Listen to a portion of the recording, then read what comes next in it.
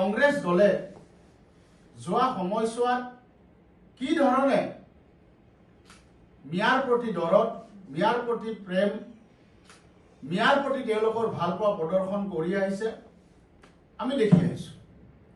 শেহতীয়াকে কংগ্ৰেছ দলটো যে সম্পূৰ্ণৰূপে এতিয়া 100% এটা মিয়াৰ স্বাৰ্থ ৰক্ষাকাৰী দল, মিয়াৰ হৃদয়ত থকা এটা দল, এই কথাটো শেহতীয়াকে প্ৰমাণ হৈছে।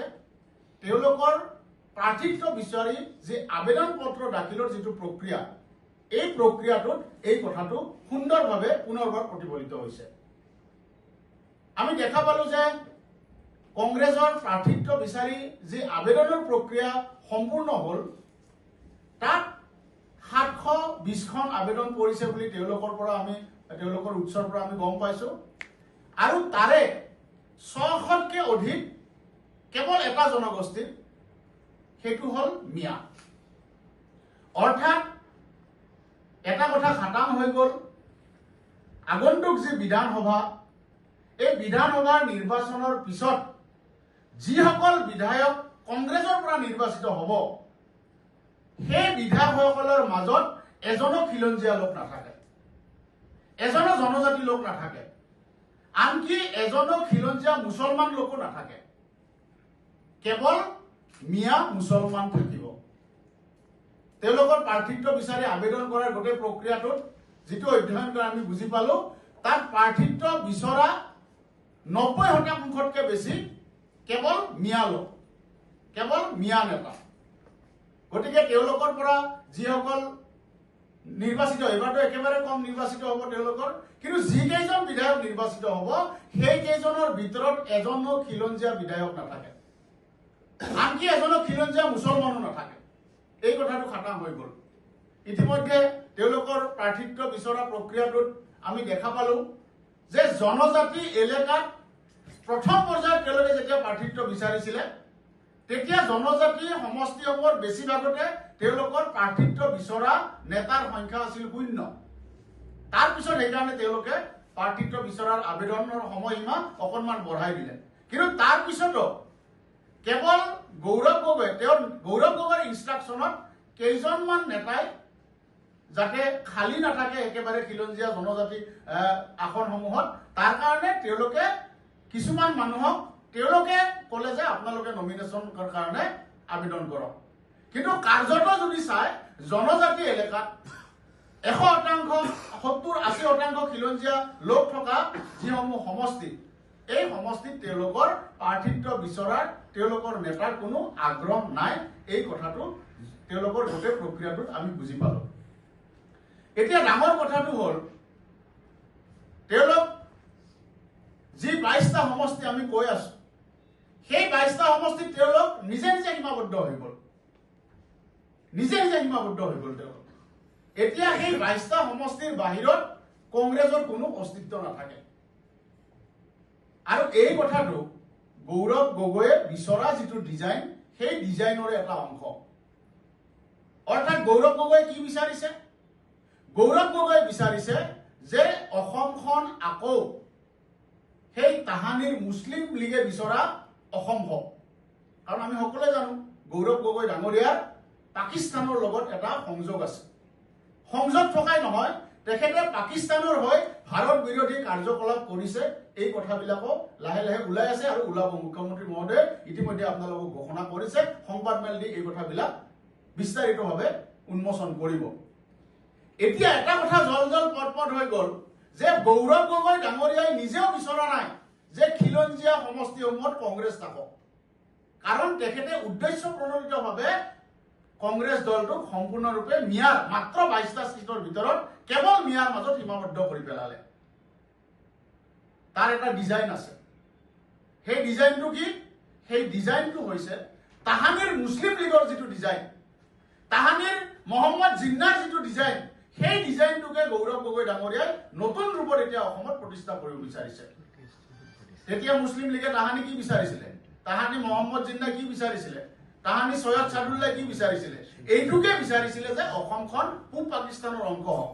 এতিয়া ভৌগোলিকভাৱে অসমখন পাকিস্তানৰ অংশ হোৱাৰ কোনো পৰিৱেশ নাই, এইটো সম্ভৱ নহয়।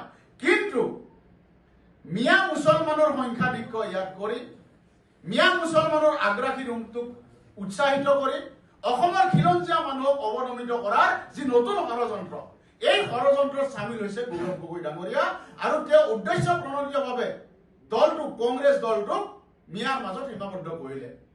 অথচ এইটোৱে সেই কংগ্ৰেছ দল আছিলে যিটো কংগ্ৰেছ দলত গোপীনাথ বৰদলৈ ডাঙৰীয়াৰ দৰে পুৰণা ব্যক্তি আছিলে, যিয়ে অসমৰ পৰা পূৰ্ববংগীয় মূলৰ মুছলমান পাকিস্তানপন্থী মানুহক অসমৰ পৰা উচ্ছেদ কৰি পেলাইছিলে। প্ৰব্ৰজনকাৰী লাখ লাখ প্ৰব্ৰজনকাৰী উচ্ছেদ কৰিছিলে। এইখন অসমতে তেনেকুৱা এগৰাকী কংগ্ৰেছ নেতা গোপীনাথ বৰদলৈৰ দৰে বিষ্ণুৰাম মেধি ডাঙৰীয়া তেখেতৰ মুখ্যমন্ত্ৰী আছিলে। তেখেতৰ সপোনৰ অসমখন আছিলে অসমত কোনো প্ৰব্ৰজনকাৰী নাথাকক, কোনো মিয়া মুছলমানৰ আধিক্য নাথাকক, আৰু তেনেকুৱা এখন অসম গঢ়িবৰ কাৰণে বিষ্ণুৰাম মেধি ডাঙৰীয়ায়ো তেখেত গোপীনাথ বৰদলৈৰ দিনৰ ৰাজহ মন্ত্ৰী আছিলে আৰু পৰৱৰ্তী সময়ত তেখেত নিজে মুখ্যমন্ত্ৰী হ'ল। আৰু তেখেত ৰাজহ মন্ত্ৰী থাকোঁতে আৰু মুখ্যমন্ত্ৰী হৈ থাকোঁতেও লাখ লাখ প্ৰব্ৰজনকাৰী মুছলমানক অসমৰ পৰা বিতাড়িত কৰিছিলে।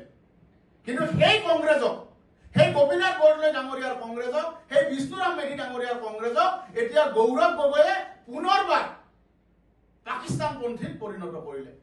মহম্মদ আলী জিন্নাৰ মুছলিম লীগৰ এজেণ্ডাৰ নতুন ডিজাইনৰ এটা ধাৰক আৰু বাহক হিচাপে প্ৰতিষ্ঠা কৰিলে। এইটো অসমৰ খিলঞ্জীয়া মানুহে হ'বলৈ দিব নেকি? অসমৰ খিলঞ্জীয়া জাতি জনগোষ্ঠীয়ে এইটো হ'বলৈ দিব নেকি? কেতিয়াও নিদিয়ে।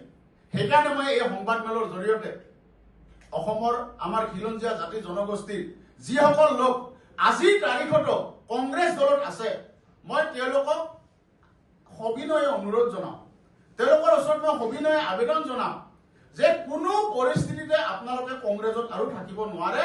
কাৰণ আপোনালোক হয় কিবা এটা মতাদৰ্শগত কাৰণত আপোনালোক কংগ্ৰেছত থাকিব পাৰে, এইটো গণতান্ত্ৰিক অধিকাৰ, ভাৰতবৰ্ষত বহুদলীয় ব্যৱস্থা আছে। কিন্তু এতিয়া আপোনালোকে গৌৰৱ গগৈৰ এই মতলব বুজি পোৱাৰ পিছত, গৌৰৱ গগৈৰ অসম বিৰোধী এই গোটেই অসম বিৰোধী ডিজাইনটো বুজি উঠাৰ পিছত মই ভাবোঁ যে অসমৰ কোনো খিলঞ্জীয়া মানুহ আৰু কংগ্ৰেছৰ সদস্য হৈ থাকিব নোৱাৰে। আজি এটা সময়ত আমি দেখিছিলোঁ যে অসমৰ কংগ্ৰেছ দলে গোপীনাথ বৰদলৈ, বিষ্ণুৰাম মেধিৰ নেতৃত্বত যি ধৰণে খিলঞ্জীয়াৰ পক্ষ লৈছিলে, যি ধৰণে মুছলিম লীগৰ বিৰুদ্ধে যুদ্ধ ঘোষণা কৰিছিলে, পাকিস্তানপন্থী নেতাসকলৰ বিৰুদ্ধে যুদ্ধ ঘোষণা কৰিছিলে, এতিয়া নতুন ৰূপত, এতিয়া নতুন ধৰণে গৌৰৱ গগৈৰ দৰে পাকিস্তানপন্থী নেতাৰ বিৰুদ্ধে যুদ্ধ ঘোষণা কৰিবৰ সময় আহি গ'ল। আৰু এই যুদ্ধক মই ভাবোঁ যে যিসকল অসম প্ৰেমী, যিসকল ভাৰত প্ৰেমী কংগ্ৰেছী এতিয়াও কংগ্ৰেছ দলত আছে, যিসকল আমাৰ খিলঞ্জীয়া লোক, তেওঁলোকে কংগ্ৰেছৰ ভিতৰতে এতিয়া যুদ্ধ ঘোষণা কৰিব লাগে গৌৰৱ গগৈৰ বিৰুদ্ধে। এই যুদ্ধ পাকিস্তানপন্থী গৌৰৱ গগৈৰ বিৰুদ্ধে, এই যুদ্ধ জিন্নাপন্থী মতাদৰ্শ প্ৰতিষ্ঠা কৰিব খোজা গৌৰৱ গগৈৰ বিৰুদ্ধে। আৰু আটাইতকৈ দুখ লগা কথাটো হ'ল এতিয়া কংগ্ৰেছ মানে যেনেকে গৌৰৱ গগৈ প্ৰদেশ কংগ্ৰেছৰ সভাপতি, তেনেকে কংগ্ৰেছ মানে গৌৰৱ গগৈ আৰু লগত কেৱল ৰকিবুল হুছেইন। আপোনালোক সকলোৱে খবৰ ৰখা মানুহ, যিসকল আপোনালোকে সাংবাদিক বন্ধুসকলে বা অসমৰ যিসকল সচেতন ৰাইজ, সকলোৱে এটা কথা জানে যে এতিয়া কংগ্ৰেছত কেৱল গৌৰৱ গগৈ আৰু ৰকিবুল হুছেইনৰহে কথা চলে। ৰকিবুল হুছেইনৰ অনুমতি নোলোৱাকে এতিয়া বিৰোধী দলপতিয়েও কথা ক'ব নোৱাৰে বুলি কংগ্ৰেছৰ কেন্দ্ৰীয় নেতৃত্বই কৈছে বুলি আপোনালোকৰ সংবাদ মাধ্যমতে আমি দেখিবলৈ পাইছিলোঁ। তাৰমানে কংগ্ৰেছ মানে এতিয়া দুজন মানুহ, গৌৰৱ গগৈ আৰু ৰকিবুল হুছেইন। আৰু আটাইতকৈ ডাঙৰ কথাটো হ'ল এই দুয়োগৰাকী হ'ল পাকিস্তানপন্থী। আজি গৌৰৱ গগৈ ডাঙৰীয়াৰ পাকিস্তানৰ লিংক দুই এদিনত আপোনালোকে গম পাব। আজি 22টা সমষ্টিত ষড়যন্ত্ৰমূলকভাৱে পাকিস্তানৰ এজেণ্ডা সম্পূৰ্ণ কৰিবৰ কাৰণে আজি গৌৰৱ গগৈ 22টা সমষ্টিত কংগ্ৰেছক সীমিত কৰি পেলালে। এই কথাটো আপোনালোকৰ এটা ধাৰণা হ'ল। কিন্তু এজন মানুহ ৰকিবুল হুছেইন, এই ৰকিবুল হুছেইনৰ এজেণ্ডাটোও আমি সমান্তৰালভাৱে বুজি ল'ব লাগিব। এটা সময়ত গড় হত্যাৰ কাৰণে কুখ্যাতি অৰ্জন কৰিছিল ৰকিবুল হুছেইন, যাৰ কাৰণে অসমৰ ৰাইজৰ মানস পটত সদায় ৰকিবুল হুছেইন ভিলেন হৈ থাকি গৈছে। এতিয়া গৌৰৱ গগৈৰ লগ লাগি ৰকিবুল হুছেইনে পাকিস্তানেও হৈ পাকিস্তানপন্থী যি এটা সময়ত মহম্মদ জিন্নাৰ মুছলিম লীগৰ যি এজেণ্ডা, সেই এজেণ্ডাক নতুন ৰূপত অসমত ৰূপায়ণ কৰিব বিচাৰিছে। আৰু আমি সকলোৱে জানো, যিসকলে খবৰ ৰাখো, আমি সকলোৱে এটা কথা জানো যে ৰকিবুল হুছেইন কোন। Who is Rakibul Hussain?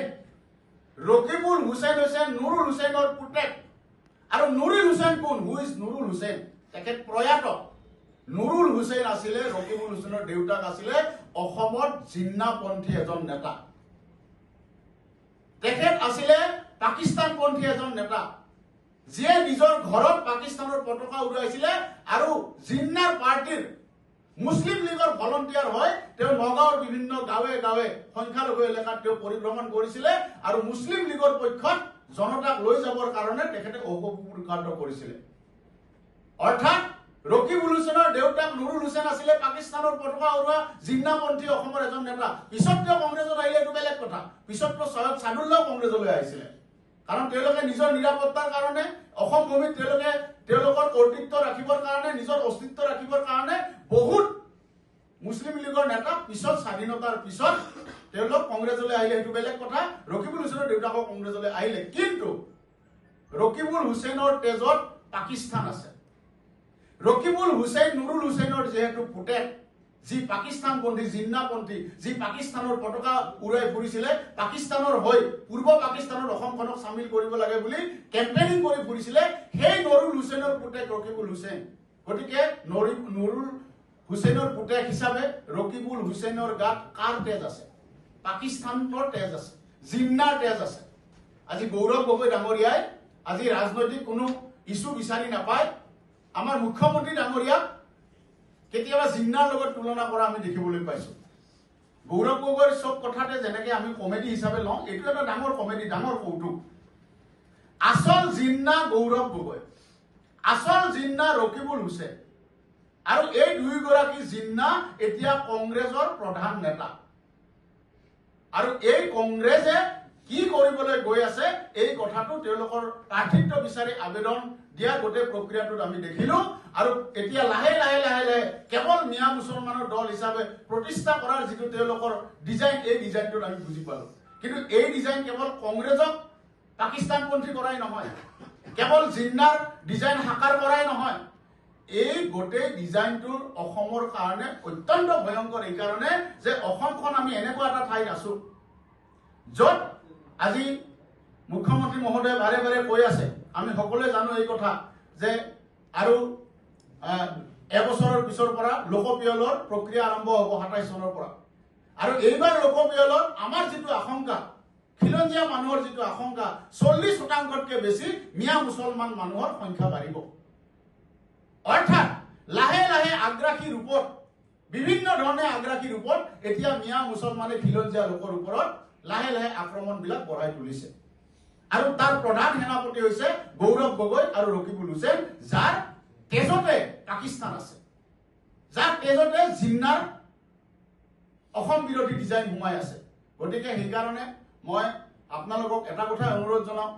আজি বিজেপি দলে আজি মাননীয় মুখ্যমন্ত্ৰী ডক্টৰ হিমন্ত বিশ্ব শৰ্মা ডাঙৰীয়াই বহুত প্ৰত্যাহ্বানৰ মাজেৰে অসমৰ খিলঞ্জীয়া জাতি জনগোষ্ঠী আৰু ভাৰতীয় মূলৰ লোকসকলৰ সুৰক্ষা নিৰাপত্তা চিৰস্থায়ী কৰিবৰ কাৰণে অহোপুৰুষাৰ্থ কৰি আছে এই গোটেই প্ৰক্ৰিয়াটোত আমি সকলোৱে সহযোগ কৰিব লাগে মই আপোনালোকক সকলোৱে অসমবাসী ৰাইজক অনুৰোধ জনাইছো যে মুখ্যমন্ত্ৰী ডক্টৰ হিমন্ত বিশ্ব শৰ্মা ডাঙৰীয়া আৰু আমাৰ বিজেপি দলে অসমৰ জাতীয় অস্তিত্ব ৰক্ষাৰ কাৰণে অসমৰ খিলঞ্জীয়া জাতি জনগোষ্ঠীৰ চিৰস্থায়ী নিৰাপত্তাৰ কাৰণে ভাৰতীয় মূলৰ বসবাস কৰা অসমৰ মানুহখিনিৰ কাৰণে চিৰস্থায়ী তেওঁলোকৰ নিৰাপত্তাৰ কাৰণে যি কাম কৰিছে এই কামত আমি সকলোৱে সহযোগ কৰো আহক নহলে অসমখন গৌৰৱ গগৈ ৰকিবুল হুছেইনৰ দৰে পাকিস্তানপন্থী নেতাই অসমখন এতিয়া শেষ কৰি দিব ওলাইছে এই ভয়ংকৰ ষড়যন্ত্ৰটো যদি আমি বুজি নলওঁ তেনেহলে এটা সময়ত আমাৰ নাতি পৰিণাতি ভৱিষ্যত প্ৰজন্মই কিন্তু এইখন অসমত অস্তিত্বৰ কাৰণে আকৌ নতুনকৈ আন্দোলন কৰিব লাগিব অস্তিত্বৰ কাৰণে আকৌ নতুনকৈ শ্বহীদ হ'ব লাগিব সেইকাৰণে আগন্তুক যি নিৰ্বাচন আগন্তুক বিধানসভা নিৰ্বাচন অসমবাসীৰ কাৰণে অত্যন্ত গুৰুত্বপূৰ্ণ গৌৰৱ গগৈ ৰকিবুল হুছেইনৰ দৰে পাকিস্তানপন্থী নেতাৰ বিৰুদ্ধে অসমৰ খিলঞ্জীয়া জাতি জনগোষ্ঠীয়ে নিজৰ অস্তিত্ব নিজৰ চিৰস্থায়ী নিৰাপত্তাৰ কাৰণে কৰা এইখন সংগ্ৰাম কেৱল এখন বিধানসভা নিৰ্বাচন নহয় আগন্তুক নিৰ্বাচন হ'ব আমাৰ অস্তিত্ব ৰক্ষাৰ কাৰণে এখন নতুন সংগ্ৰাম আজি অসমৰ ইতিহাসটো এনেকুৱা অসমৰ খিলঞ্জীয়া জাতি জনগোষ্ঠীৰ লোকসকলৰ ইতিহাসটো এনেকুৱা যে কেতিয়াবা আমি দুখোজ আগুৱাই আকৌ তিনি খোজ পিছুৱাইছো এখোজ পিছুৱাই আকৌ দুখোজ আগুৱাইছো। এই ধৰণে অসমৰ ৰাজনীতি, অসমৰ খিলঞ্জীয়া জাতি জনগোষ্ঠীৰ অস্তিত্ব ৰক্ষাৰ প্ৰশ্নটো এনেধৰণে আগবাঢ়ি আছে। আমি সকলোৱে জানো যেতিয়া মুছলিম লীগৰ অন্তৰ্বৰ্তীকালীন চৰকাৰ তেতিয়া প্ৰধানমন্ত্ৰী বুলি কৈছিলে, যেতিয়া আমাৰ সৈয়দ ছাদুল্লাহ অসমত আছিলে প্ৰধানমন্ত্ৰীৰ দায়িত্ব লৈ, মুখ্যমন্ত্ৰীৰ দায়িত্ব লৈ, তেতিয়াই আমাৰ ৰবিচন্দ্ৰ কছাৰী, তেতিয়াই আমাৰ বেলিৰাম দাসৰ দৰে সেই আমাৰ বিধানসভাৰ সদস্যই তেতিয়াই 1944 চনতে অসম বিধানসভাত গৰজি উঠিছিলে যে এই অসমৰ খিলঞ্জীয়া জাতি জনগোষ্ঠীসমূহক যদি এই ধৰণে মুছলিম লীগৰ এজেণ্ডাত যাবলৈ দিয়া হয় তেনেহলে অসমৰ অস্তিত্ব নাথাকিব। আৰু সেইটোৱে হ'লগৈ এটা সময়ত গৈ আহি এটা সময়ত মুছলিম লীগৰ এজেণ্ডা কংগ্ৰেছে ললে আৰু অসমৰ খিলঞ্জীয়া জাতি জনগোষ্ঠীসকলৰ অস্তিত্ব বাৰে বাৰে বিপন্ন হবলৈ গৈ আছে। এতিয়া নতুন ৰূপত আজি 1944 চনত ৰবিচন্দ্ৰ কছাৰী বা বেলিৰাম দাসৰ দৰে বিধায়কে কৰা আজি যিখন সংগ্ৰাম, সেই একেখন সংগ্ৰামকে এতিয়া ডক্টৰ হিমন্ত বিশ্ব শৰ্মা ডাঙৰীয়াই কৰি থাকিবলগীয়া হৈছে। এটাই আমাৰ কাৰণে আশাৰ খবৰ যে ডক্টৰ হিমন্ত বিশ্ব শৰ্মা ডাঙৰীয়াই যোৱা সময়ছোৱাত প্ৰায় 1.5 লাখ বিঘা মাটি এই অবৈধ প্ৰব্ৰজনকাৰীৰ কবলৰ পৰা মুক্ত কৰিলে। আজি সেই সময়তে কেৱল ৰবিচন্দ্ৰ কছাৰী বা বেলিৰাম দাসৰ বিধায়কে নহয়, সেই সময়ৰ যিসকল বুদ্ধিজীৱী আছিলে, আমাৰ চিৰনমস্য অম্বিকাগিৰি ৰায় চৌধুৰীৰ দৰে বুদ্ধিজীৱী, তেওঁলোকে আমাৰ খিলঞ্জীয়া জাতি জনগোষ্ঠীৰ অস্তিত্ব ৰক্ষাৰ কাৰণে আত্মৰক্ষী বাহিনী গঠন কৰিছিলে। কিহৰ কাৰণে আত্মৰক্ষী বাহিনী? আমাৰ খিলঞ্জীয়া জাতি জনগোষ্ঠীসমূহৰ সুৰক্ষা আৰু নিৰাপত্তাৰ কাৰণে। আজি একেটা পৰিস্থিতি এতিয়াও আছে আৰু একেটা পৰিস্থিতিকে গৌৰৱ গগৈ আৰু ৰকিবুল হুছেইন ডাঙৰীয়া দৰে নেতাই তেওঁলোকে আগবঢ়াই নিব বিচাৰিছে। আজি অম্বিকাগিৰি ৰায় চৌধুৰী ডাঙৰীয়াৰ আত্মৰক্ষী বাহিনীৰ দৰে ভূমিকা আমি বিজেপিৰ কাৰ্যকৰ্তাই লৈছো। আজি আমাৰ বিজেপিৰ কাৰ্যকৰ্তাৰ ভূমিকা সেই অম্বিকাগিৰিৰ সপোনৰ যি আত্মৰক্ষী বাহিনী, সেই আত্মৰক্ষী বাহিনীৰ সপোনকে আমি সাকাৰ কৰিছো আজি আমি বিজেপিৰ কাৰ্যকৰ্তাসকলে অসমৰ খিলঞ্জীয়া জাতি জনগোষ্ঠী আৰু ভাৰতীয় মূলৰ মানুহৰ নিৰাপত্তাৰ কাৰণে। গতিকে মই আপোনালোকৰ সংবাদ মাধ্যমৰ জৰিয়তে আজি মই এটাই অনুৰোধ কৰিব বিচাৰিছো, কংগ্ৰেছ দলত যিসকল খিলঞ্জীয়া লোক আছে, যিসকল অসম প্ৰেমী লোক আছে, যিসকল ভাৰত প্ৰেমী লোক আছে, যিসকলে জিন্নাৰ আদৰ্শক সমৰ্থন নকৰে, মুছলিম লীগৰ আদৰ্শক যিসকলে সমৰ্থন নকৰে, তেওঁলোকে যিসকলে এতিয়াও নিবিচাৰে যে খিলঞ্জীয়া লোকসকলক অবৈধ প্ৰব্ৰজন কৰি এদিন গ্ৰাস কৰি পেলাওক, যিসকলে এইটো নিবিচাৰে, সেইসকল খিলঞ্জীয়া জাতি জনগোষ্ঠীৰ যিসকল কংগ্ৰেছী আছে, আপোনালোকে হয় গৌৰৱ গগৈ ৰকিবুল হুছেইনক প্ৰত্যাহ্বান জনাওক, আপোনালোকে গোপীনাথ বৰদলৈ ডাঙৰীয়া বিষ্ণুৰাম মেধি কৰাৰ যুদ্ধখন আপোনালোকে কংগ্ৰেছত আৰম্ভ কৰক, আৰু নহলে আপোনালোকে আমাৰ যি অম্বিকাগিৰি ৰায় চৌধুৰীৰ যি সপোন লৈ আজি গাঁওৰক্ষী বাহিনীৰ কাৰ্যকৰ্তাৰ দৰে আমি যিসকল বিজেপিৰ কাৰ্যকৰ্তাই কাম কৰি আছো, আমাৰ লগত আহি আপোনালোকে চামিল হওক। অসমৰ অস্তিত্ব ৰক্ষাৰ এই যুঁজত আপোনালোক আহি চামিল হওক। মই এইটোৱে আপোনালোকৰ প্ৰতি কংগ্ৰেছৰ খিলঞ্জীয়া লোকসকলৰ প্ৰতি আবেদন জনাইছো।